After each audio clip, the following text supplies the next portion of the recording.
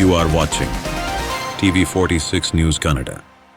ಸಕಲೇಶಪುರ ತಾಲೂಕಿನ ಬೆಳಗೋಡು ಹೋಬಳಿ ಬೆಳಗೋಡು ನಾಡ ಕಚೇರಿ ರಾಜಸ್ವ ನಿರೀಕ್ಷಕರಾದ ಅಭಿಲಾಷ್ ಅವರನ್ನು ಬೇರೆ ಕಡೆಗೆ ವರ್ಗಾಯಿಸಿ ಎಂದು ಗ್ರಾಮಸ್ಥರು ಆಕ್ರೋಶ ವ್ಯಕ್ತಪಡಿಸಿದರು.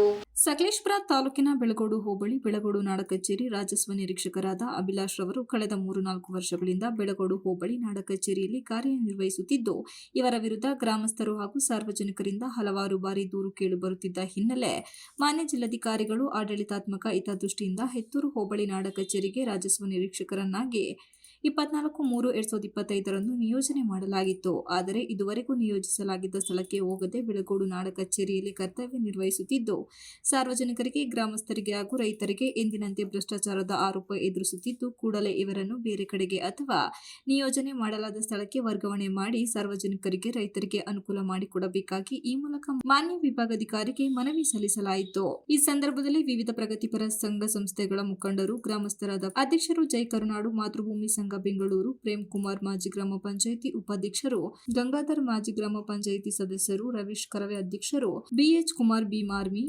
ಕೀರ್ತಿ ಉಲ್ಲಳ್ಳಿ ಸೇರಿದಂತೆ ಗ್ರಾಮಸ್ಥರು, ಇತರೆ ಮುಖಂಡರು ಹಾಜರಿದ್ದರು. Ramesh, TV46 news Kannada, Sakleshpur.